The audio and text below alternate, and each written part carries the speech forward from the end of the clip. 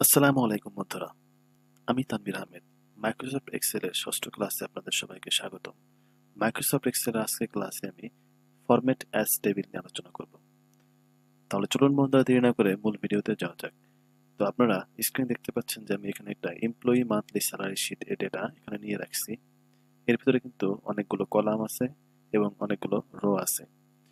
তো এখন এই ফরম্যাট অ্যাজ টেবিলের কাজটা কি? তো আমরা যদি এই যে ডেটা এন্ট্রি যে চার্টটা রয়েছে, মানে যে ডেটাগুলো রয়েছে, এই ডেটাগুলো কিন্তু একটা বক্সের ভিতরে আছে। এখন এই ডেটাগুলোকে আমরা যদি এখান থেকে জাস্ট সিলেক্ট করে এভাবে সিলেক্ট করার পরে এখন ফরম্যাট অ্যাজ টেবিলে যে এখান থেকে দেখেন, এই যে এখান থেকে শুরু করে এই পুরোটা রোর ভিতরে কিন্তু লাইট কালারের যে টেবিলগুলো আছে সেগুলো এখানে বিন্যস্ত করা আছে। তারপরে আছে মিডিয়াম কালারের টেবিল এবং তার নিচে যদি একটু স্ক্রল করি সেখানে দেখতে পাবেন একবারে ডার্ক কালারের যে টেবিলগুলো সেগুলো। এবং এখান থেকে আপনি চাইলে কিন্তু যে কোনো একটি ফরম্যাটিং নিয়ে এই যে ডেটাগুলো আছে সেগুলোকে আপনি ফরম্যাটিং করতে পারবেন। এবং এইটাকেই মূলত বলা হয় আছে ফরম্যাট অ্যাজ টেবিল, অর্থাৎ টেবিল সাজানো আর কি, যে কাজটা সেটা। তো এখন আমি যদি এখান থেকে যে কোনো একটি টেবিল ফরম্যাট এখান থেকে আমি চুজ করি, ধরুন আমি এটাকে সিলেক্ট করলাম, সিলেক্ট করার পরে এখানে কিন্তু আরেকটা ছোট উইন্ডো আসছে। এখানে কিন্তু লেখা আছে where is the data for your table. তো এখন আমি কিন্তু প্রথমেই সিলেকশনটা করে নিছি। যদি সিলেকশন না করতাম, এখান থেকে ফরম্যাট এস টেবিলে গেলে কিন্তু আমাকে প্রথমে এরকম একটা উইন্ডো দেওয়ার পরে কিন্তু এখান থেকে আমাকে চুজ করতে হতো যে আমি কতটুকু এরিয়ার মধ্যে আমি টেবিল ফরম্যাটিংটাকে ইনসার্ট করতে যাচ্ছি। তো এখন দেখেন, ইনসার্ট করবো যতটুকু ডেটা বা এরিয়া আমি এখান থেকে সিলেক্ট করছি ততটুকু কলাম এবং রো কিন্তু এখানে অটোমেটিক চলে আসছে। এখন এখান থেকে মাই টেবিল হ্যাজ হেডার্স, যদি হেডার থাকে তাহলে অবশ্যই এখান থেকে চেক মার্ক দিয়ে দিবেন। আর যদি হেডার না থাকে, যদি প্রয়োজন না হয়, তাহলে এখান থেকে এটাকে উঠিয়ে দিবেন। এখন এই মুহূর্তে আমি যদি এখান থেকে ওকে প্রেস করি, তাহলে দেখেন আমার যে পুরা যে ডেটার যে চার্টটা ছিল সম্পূর্ণ কিন্তু ডিস্টোর্ট হয়ে গেছে, অর্থাৎ এলোমেলো হয়ে গেছে, অর্থাৎ ডিজাইনটা কিন্তু আগের মতো নাই। তো এটা হচ্ছে মূলত, যদি আমরা কখনো কোনো ডিজাইনের ভিতরে মার্জ সেল করার পরে যদি কোনো টেবিল ফরম্যাটিং ইনসার্ট করি তাহলে কিন্তু এই সমস্যাটার সম্মুখীন আমরা সবসময় হব।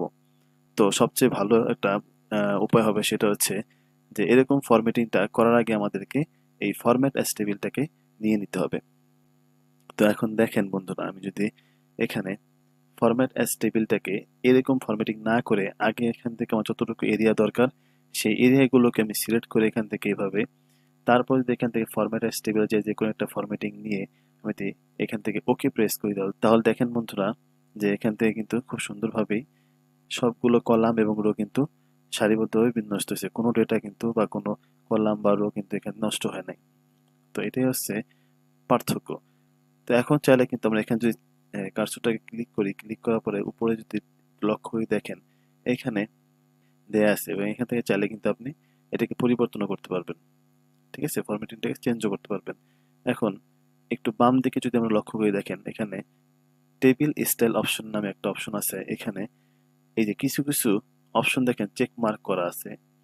এই চেক মার্কের ভিতরে দেখেন হেডার রো, যেটা হেডার বলতে এই যে টেবিলটা নিয়েছিলাম আমি, এই টেবিলে দেখেন প্রথম যে রোটা আছে সেটা কিন্তু কলাম 1, কলাম 2, কলাম 3 এভাবে কিন্তু এখানে সারিবদ্ধভাবে সাজানো আছে। তো এইটাই হচ্ছে মূলত হেডার। এখন আপনি যদি এই চেক মার্কটাকে এখান থেকে উঠাই দেন, দেখেন আপনার এই যে রোটা ছিল এই রোটা কিন্তু থাকবে না। তাহলে যদি আপনার কখনো এই হেডারের প্রয়োজন হয় তাহলে কিন্তু হেডার রোটাকে আপনি এখানে চেক মার্ক দিতে পারবেন এবং হেডার রোটা চলে আসবে। এখন যদি টোটাল রো লাগে, অর্থাৎ আপনি একটা ফুল ক্যালকুলেশন করছেন, এখন কিন্তু লাস্টে একটা টোটালের জন্য একটা আপনার রো দরকার হবে, সেই রোটা যেন অটোমেটিক চলে আসে সেই জন্য আপনি এখান থেকে এই যে দেখেন টোটাল রো নামের যে একটা অপশন আছে এটাকে চেক মার্ক করলে কিন্তু অটোমেটিক নিচে কিন্তু টোটাল নামে একটা রো অটোমেটিক এখানে অ্যাড হয়ে যাবে। এখন নিচে আর একটা অপশন দেখেন চেক মার্ক অটোমেটিক করা আছে, এটা হচ্ছে কি ব্যান্ডেড রোস। এখানে যে কালারগুলো দেখতে পাচ্ছেন ব্যান্ডের মতো, এটাই মূলত এই চেক মার্কের কারণে এখানে আসছে। এখন এটাকে আমরা উঠেই দিই এখান থেকে, তাহলে কিন্তু দেখবেন কলামের যে হেডারটা আছে সেটা কিন্তু চেক মার্ক থাকার কারণে এখানে আছে, এবং এই ব্যান্ডেড রোটাকে উঠাই দেওয়ার কারণে কিন্তু এই যে ফরম্যাটিং এ যে ব্যান্ডেড কালারটা ছিল সেটা কিন্তু আর নাই। তো এখন আমি যদি এখান থেকে আবার এটাকে চেক মার্ক করে দিই তাহলে কিন্তু এই ব্যান্ডেড যে কালারটা সেটা চলে আসছে।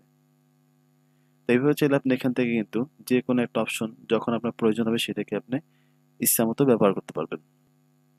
তাহলে এটাই হচ্ছে মূলত ফরম্যাট অ্যাজ টেবিলের কাজ। এখন আপনি চাইলে কিন্তু খুব সুন্দরভাবে যেকোনো একটি ফরম্যাটিং নিয়ে আপনি কাজটাকে সম্পন্ন করতে পারবেন।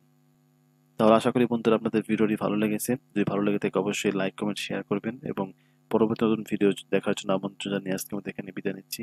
সবাই ভালো থাকবেন, সুস্থ থাকবেন। আল্লাহ হাফেজ।